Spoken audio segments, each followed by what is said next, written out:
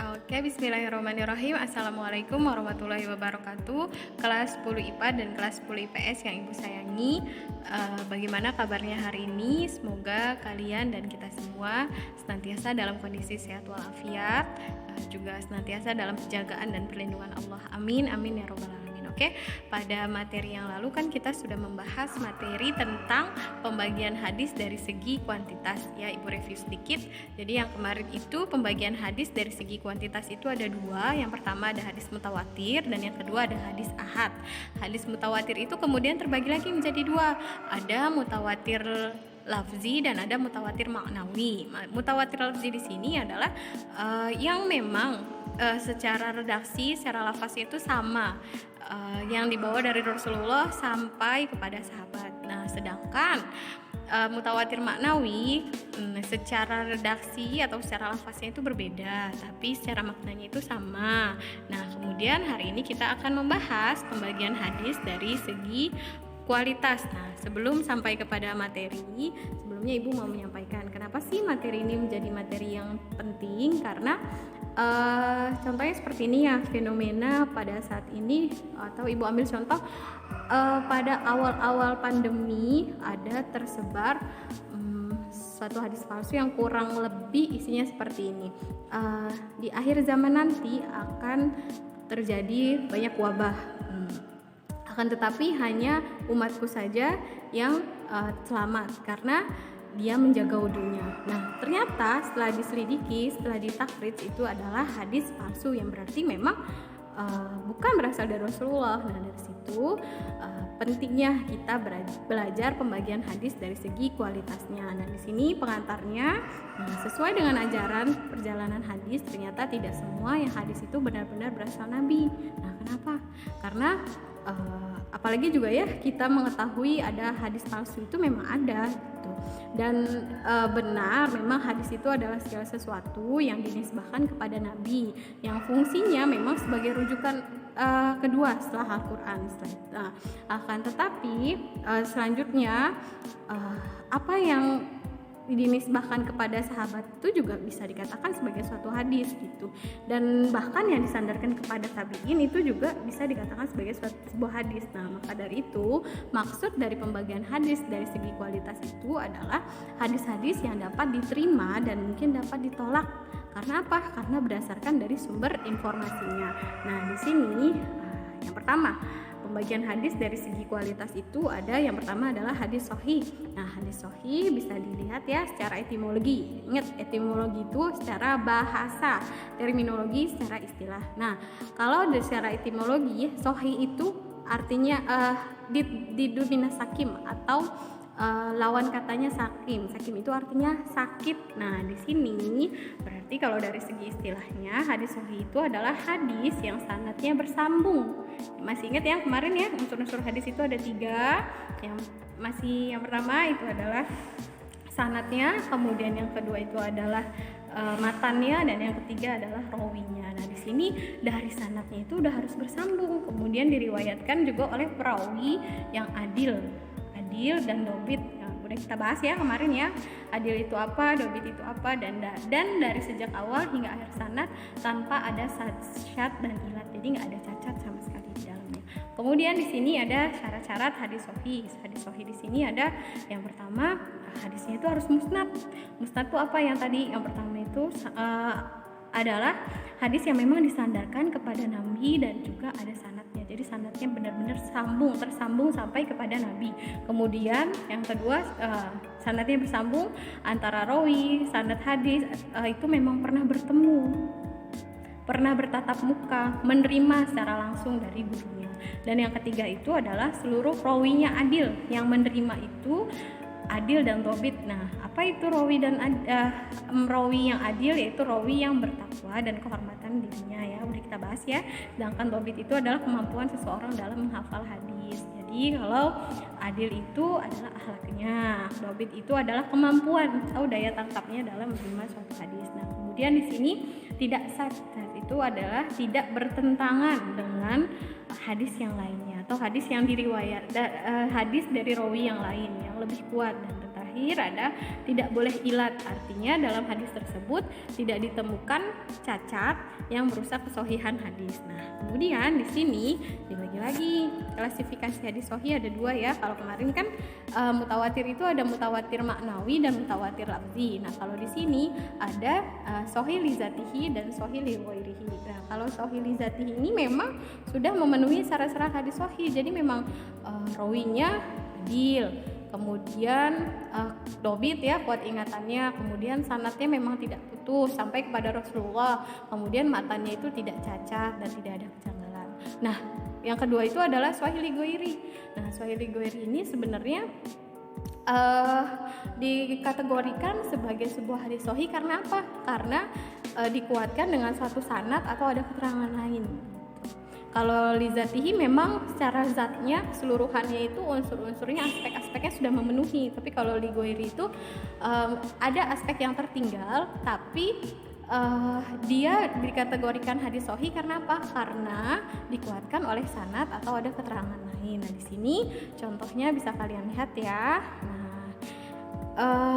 Kenapa hadis ini dikatakan sebagai hadis yang sahih? Yang pertama adalah sanadnya bersambung, kemudian semua rawinya itu dhabit tadi, tidak sad, tidak bertentangan. Nah, kemudian pembagian hadis yang kedua, pembagian hadis secara kualitas yang kedua ini adalah hadis hasan.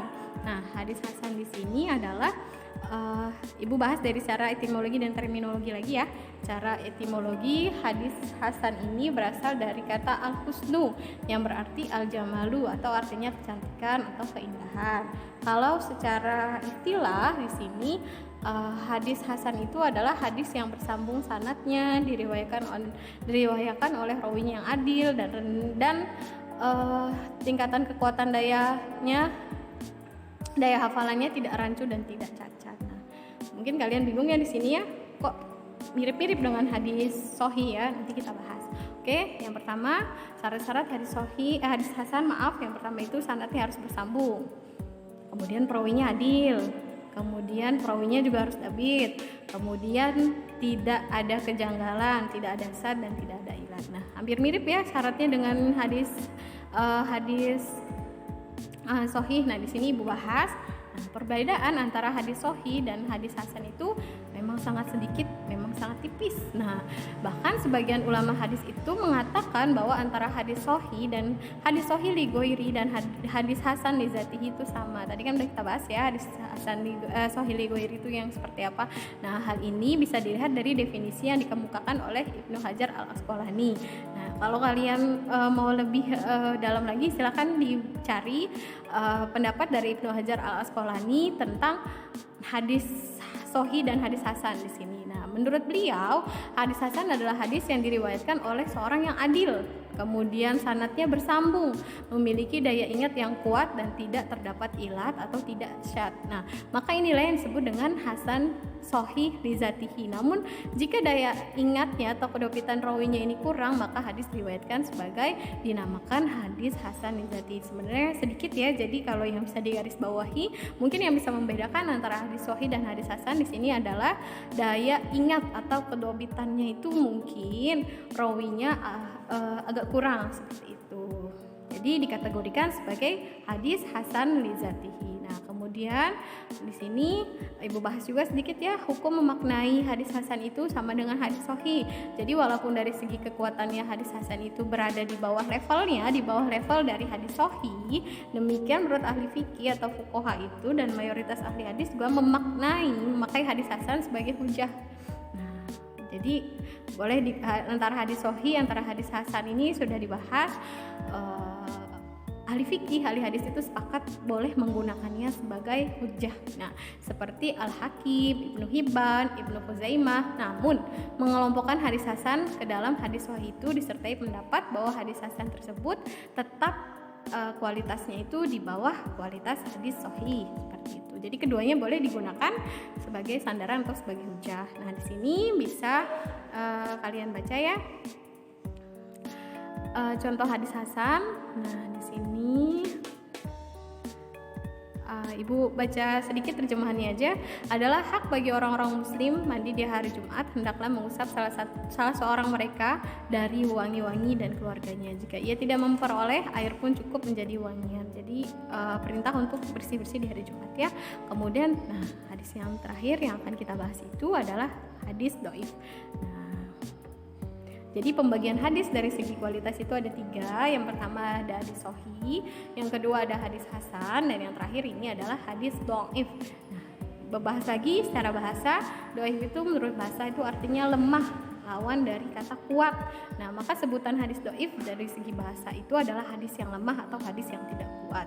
Kalau secara istilah, hadis dhaif itu adalah di antara para ulama terdapat perbedaan rumusan dalam mendefinisikan hadis dhaif ini. Akan tetapi pada dasarnya isinya itu maksudnya itu adalah sama. Jadi kalau misalnya bisa dibaca di sini, hadis dhaif itu secara istilah hadis yang di dalamnya tidak terdapat syarat-syarat dari hadis sahih dan hadis hasan. Sederhana ya, kalau di dalamnya itu tidak ada syarat-syarat dari hadis sahih dan hadis hasan, berarti dikategorikan sebagai hadis dhaif. Yang tadi kan udah kita bahas ya.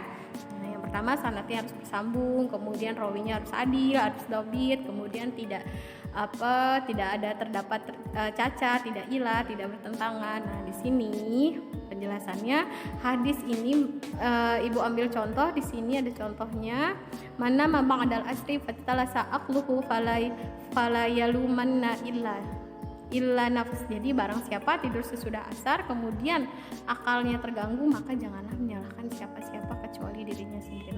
Ternyata ini merupakan hadis dhaif. Kenapa dibilang sebagai hadis dhaif? Karena perawinya itu ternyata tidak adil, tidak dhabit, dan tidak ada kenjanggalan dalam matan. Biasanya kalau dalam pertemuan tatap muka, Ibu bisa mencontohkan langsung, mentakhrij bagaimana cara untuk bisa mengetahui antara hadis sahih, hadis hasan, dan hadis dhaif.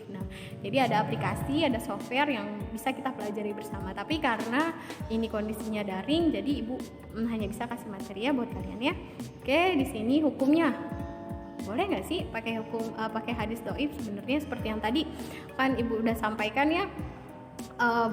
Apalagi pada saat ini sosial media, segala informasi bisa kita update. Tentu hadis-hadis palsu itu banyak sekali bertebaran. Untuk itu penting sekali bagi kita untuk bisa mempelajari, untuk bisa memahami pembagian hadis dari segi kualitas. Karena apa? Contohnya kayak yang tadi Ibu bahas, ada hadis palsu yang bertebaran di masyarakat tentang COVID ya, bahwasanya di akhir zaman nanti akan banyak wabah yang terjadi. Tetapi hanya ada umatku yang selamat karena dialah yang rajin menjaga wudunya. Seperti itu juga hadis tentang sholat di masjid. Itu sebenarnya ada banyak. Dari situ kita harus tahu nih.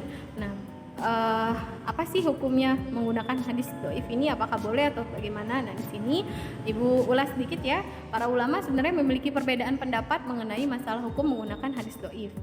Mayoritas ulama itu membolehkan, ada yang membolehkan untuk mengambil hadis dhaif ini sebagai hujah, tapi hanya untuk pada masalah fadhail amal, jadi tidak pada tauhid ya. Kemudian di sini ada lagi Ibu bahas sedikit ya. Sikap ulama terhadap hadis dhaif itu adalah menempatkannya sebagai informasi keagamaan, jadi hanya sebagai informasi saja. Sekali lagi bukan mengenai hal-hal ketauhidan. Adapun dalam menghadapi persoalan duniawi, orang Islam tidak harus terikat oleh dalil keagamaan. Realitanya menunjukkan bahwa untuk kepentingan duniawi, pendapat ilmuwan sering menjadi rujukan utama, bukan dalil keagamaan. Biasanya memang ya dalam hadis dhaif ini keluarnya itu dalam hal-hal saintifik. Biasanya hadis-hadis ini dipergunakan dalam persoalan keilmuan, tapi keilmuan saintifik ya, bukan dalil keagamaan. Kemudian di sini agaknya sesuai dengan semangat menempatkan sesuatu pada bidangnya. Sebenarnya nih, kenapa menempatkan sesuatu pada bidangnya? Ya kalau memang bidangnya dalam bidang sains ya sudah, tidak di dalam sains saja seperti itu. Tapi memang yang kita lihat realitanya seringkali saintifik itu dikaitkan seperti itu. itu. Nah, ada yang mengatakan bahwa ini bisa dijadikan hujah atau alasan. Nah, di sini jadi hadis di sini dibutuhkan karena hasil penelitian ilmuwan dan tidak dapat menjangkau informasi keagamaan. Kemudian ada dua perbedaan ulama ya. Ada yang menyikapi hadis dhaif ini, ada yang pertama itu boleh mau mengamalkannya secara mutlak baik dalam kepentingan fadhil amal atau kepentingan yuridis. Nah, pendukung pendapat ini adalah ulama hadis seperti Yahya, Ibnu Ma'in, Al-Bukhari, Muslim. Pendapat yang sama dikemukakan oleh Ibnu Hazm. Nah, ternyata banyak juga ya para perawi yang menjadikan sandaran dari hadis dhaif ini. Nah, kemudian mazhab kedua mengamalkan hadis ini secara mutlak. Konon Abu Daud Ibnu Imam Ahmad berpendapat demikian. Lebih jauh dikatakan lebih baik mengambil yang pertama ini berarti menolak secara mutlak. Nah, kalau yang kedua ini mengamalkannya. Nah, kenapa? Karena menurutnya lebih baik mengambil hadis yang dhaif daripada melakukan satu ijtihad atau satu kias dari satu pendapat. Jadi kalau misalnya di fikih kan ada ya, untuk mendapatkan satu hukum bisa menempuh jalan dengan ijtihad atau kias. Nah, menurut pendapat yang kedua ini lebih baik mengambil hadis dhaif saja daripada harus melakukan ijtihad atau kias seperti itu. Jadi, namun agaknya hadis dhaif ini yang dimaksud ini bukan hadis dhaif yang sangat lemah. Jadi, hadis dhaif ini ada kategorinya lagi. Nah, tapi sudah 16 menit Ibu menjelaskan. Terima kasih. Semoga bermanfaat insyaallah ya. Pekan depan kita berarti ini pembahasan terakhir. Pekan selanjutnya adalah penilaian. Oke, terima kasih. Wassalamualaikum warahmatullahi wabarakatuh.